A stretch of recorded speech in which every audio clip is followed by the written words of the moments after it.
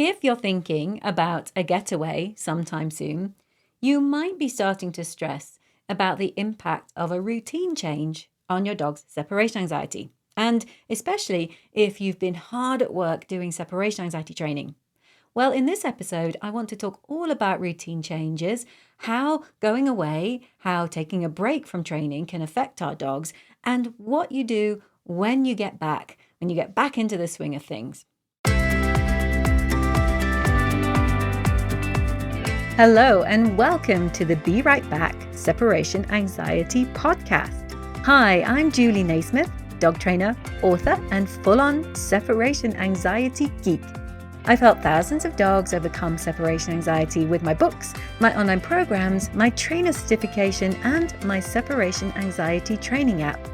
And this podcast is all about sharing my tips and tricks to help you teach your dog how to be happy at home alone too. Great, so you're looking forward to a weekend away, or maybe you've booked a couple of weeks in the summer and you're excited. Of course you are, but also there's a really nagging feeling of, how's this going to affect my dog? Because if you've got a dog with separation anxiety, going away, especially if you're going away and not taking your dog, or even if you are going away with your dog, it can feel like a really big deal. You might be worried about just the impact on your dog generally. But you also, if you've been training away and training really hard, you're probably also worried about what's it going to be like when I get back. Well, that's why in this episode, I want to take you through some things to think about when you are planning a getaway, or even if it's just taking a couple of weeks off work and working from home or staying at home, but just anything which is kind of different and means that you won't train in the same way that you've been doing previously. Well, first of all, plan ahead. Okay, I know it sounds stupid. Of course, it's obvious. We always need to plan. But when you've got a dog with separation anxiety, you probably don't need me to tell you this. Planning is everything. So who's your dog going to be with? If you're going away and not taking your dog, have you managed to find somebody who, when you look them in the eye and you say, my dog cannot be left, you know that, right? When you say that to them and you look them in the eye, you're 100% certain that they've got it. There are people like that around. There really are. We've had many successful vacations and holidays where we've found people to look after Percy. We've had some unsuccessful ones as well. And so how do I know that he's been cared for in the way that I have asked when we've gone away? Well, because I can contrast it in the times that I know he's been left by people who said they wouldn't leave him. And that only happened a couple of times, and it didn't happen again. I actually used those examples, the times when he did get left.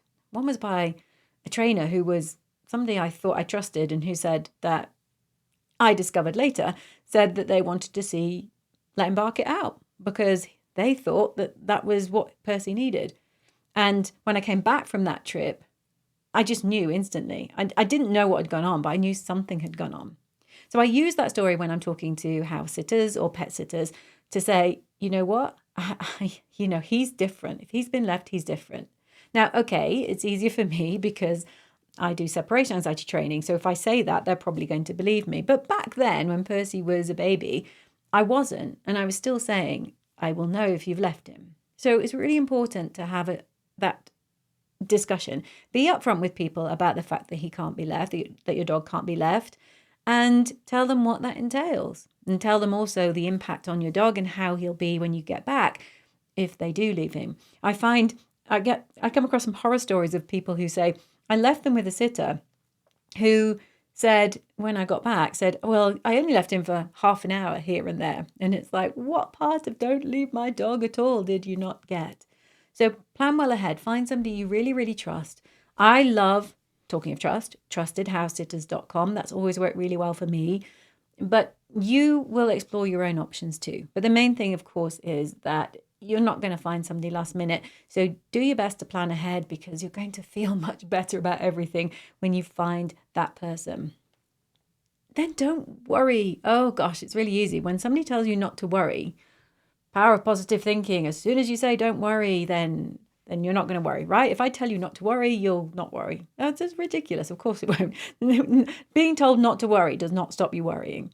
So me telling you not to worry, that's not going to stop you worrying. However, I do want you to go away and enjoy your time away. Being with a dog with separation anxiety all the time, working on their training, it's grueling and it's hard and it's not the most fun thing that we're ever going to do. So if this is a chance for you to not be in that zone, to not be constantly thinking about, am I training? What am I going to do about the dog? Where when we go out tonight, how are we going to, all those things that we think about all the time when we've got a dog with separation anxiety. Well, take this as your chance to step away from that, because stepping away from it will allow you to come back feeling fresher and more energized for the journey ahead. And when I say don't worry, I don't want you to worry about your dog when you're gone. Again, easy for me to say. But if you've done your preparation, if you've got somebody that you can trust, even if being with that person isn't as good as being with you as far as your dog's concerned, that's often good enough. Because if you don't have breaks, you will resent doing the training. You'll resent having a dog with separation anxiety. So having those little breaks is good for you and good for your dog, especially if you plan ahead and get the right person to look after him for you. And another reason why I say try not to worry about, so let me say try not to worry rather than don't worry. Try not to worry about going away is that often people get very stressed about what's he going to be like when I get back? Is a training progress going to just be, are we going to go back to the start? Am I going to lose everything that we've done, all the progress that we've made, all that I've invested in his training? Well, you don't know. And I'll come on to in a minute how we can sort of tell and how we can manage our expectations. But it's that classic thing, isn't it, about don't worry about stuff that you have no control over and you don't know that it's necessarily going to be that way. So you can control who looks after him when you've gone. You can control the training that you do when you get back, but you can't control anything else. You can't control your dog's brain and how they'll respond to you being away. You've done everything you can. You've got somebody in. You've done your due diligence. So go away, have that refreshing break, and then when you come back, here's the time to start thinking about how is he doing now? All right. So don't go away worrying that he's going to be a mess when you get back, because that's just going to take the shine off your break. But when you get back, right, that is the time to start thinking about this. So first of all, when you get back, how does your dog seem? They're probably going to go absolutely bonkers the first time they see you, because that's what dogs with separation anxiety do. I mean, let's face it. A new person can come in the door and my dog Percy will just explode with delight. He just loves seeing people. So he especially loves it when we come back. And he's always been like that. He can be so sound asleep that he doesn't even hear me walking up to him. And then when he wakes up, it's like, oh my goodness, I love you, Mum. Where have you been? Boom, boom, boom, boom, bounce, bounce, bounce, bounce. And he will never change. And I don't want him to change. I love that about him. But if you know how your dog normally greets you, say you've been at work and your dog's been at daycare or been with a pet sitter, how does your dog normally greet you after an absence, your absence like that, of a length of time? And think about when you come back from your trip, how is your dog now? Is his greeting really amped up, but quite similar and kind of what you're expecting? Or is there something more? Does he seem like another level of amped up? Does he actually seem really stressed out and anxious? Like the relief is just unbelievable. It's not joy. It's not, I missed you, I'm so happy. It's, oh my goodness, thank goodness you are back. I didn't know how I was going to survive. Is it that, or is it just, oh, just love seeing you. I'm so glad you're back, Mum. Because that's going to give you some cues as to, well, how is he doing now and how up for training is he going to be? So does he seem just so relieved, or is he just happy, happy, happy? And then does he seem more clingy? Does he seem more clingy than he was before? Does he seem more clingy than you were expecting? Or maybe less clingy? That would be great, right? But it can happen. He might have fallen in love with the person looking after him and gone, oh, who are you? When you walk in the door. It wouldn't be the first time. But is he less clingy? Or is there no change? So gauge that first day you're back, first 24 hours, I'd say, just hang with your dog like you would normally do and just start to see, did that greeting seem very different? Did he seem relieved? And then in those 24 hours when you're with him, when you're back, more clingy, less clingy, or really no change. Now, if there's no change, if your dog just seems unfazed by the fact that you went away, missed you, yes, delighted to see you, oh, absolutely, but not troubled by you being away, then if there's no change, you can just pick up your training where you left off. I wouldn't start with exactly the same exercise that you finished on. I would probably go back a few steps or so. By steps, I mean, open up your training plan. If you're using my Be Right Back app, if you're a member of Separation Anxiety Heroes, I would go back a few plans, a few exercises, and maybe pick a target duration from 3 days before you left.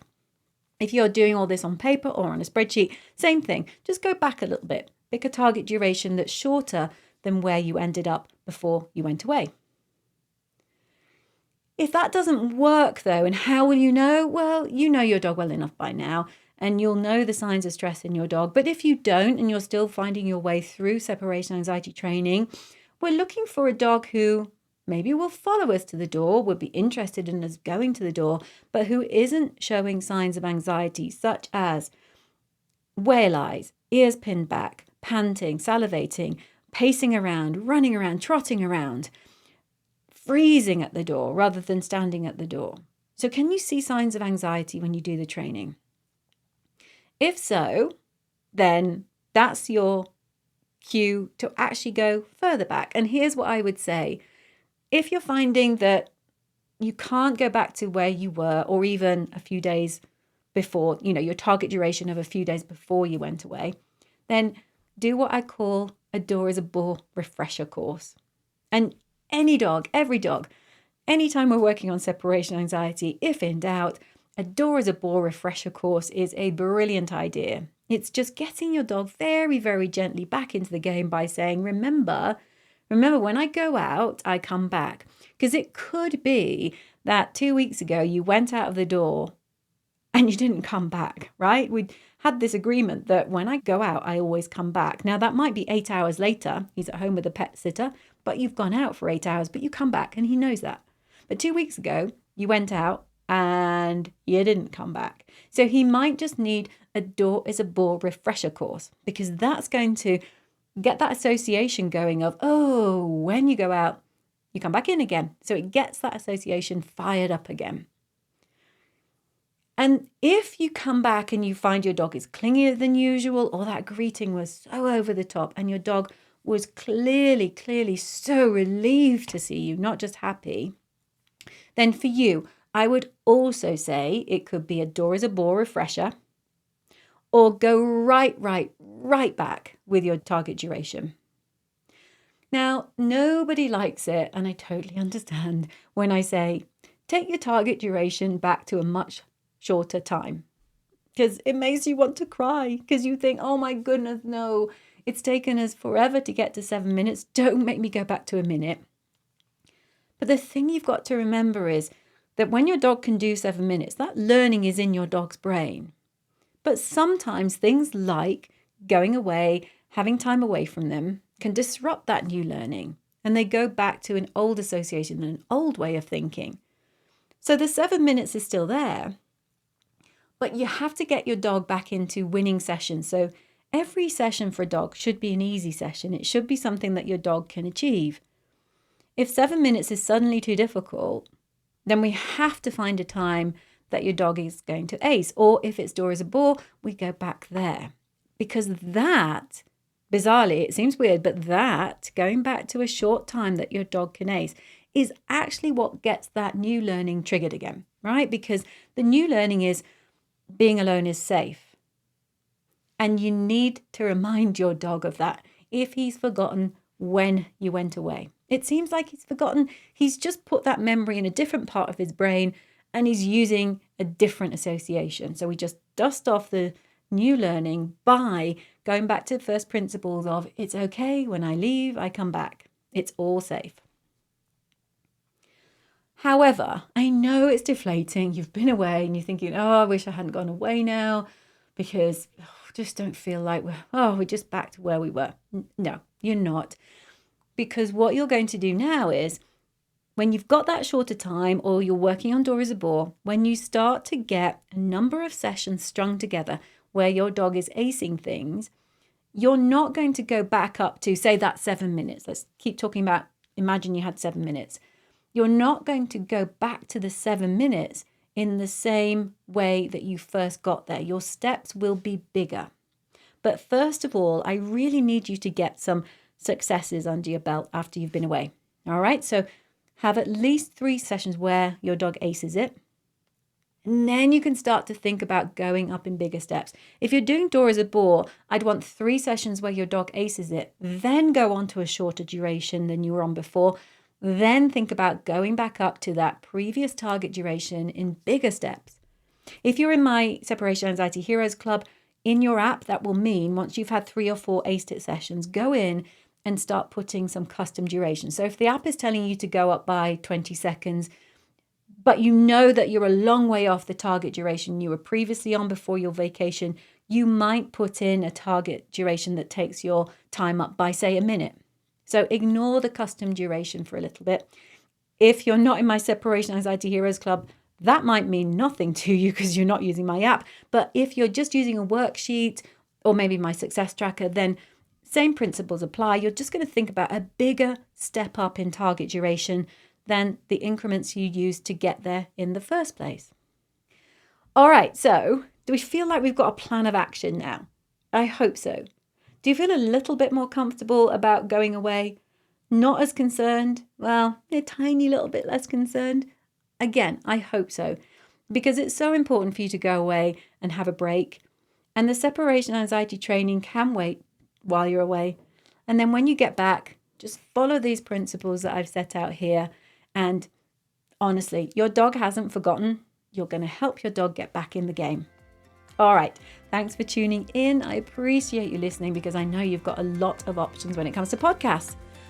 That's it from me for this week. I'll catch you online soon. Thank you so much for listening to this episode of the Be Right Back Separation Anxiety podcast.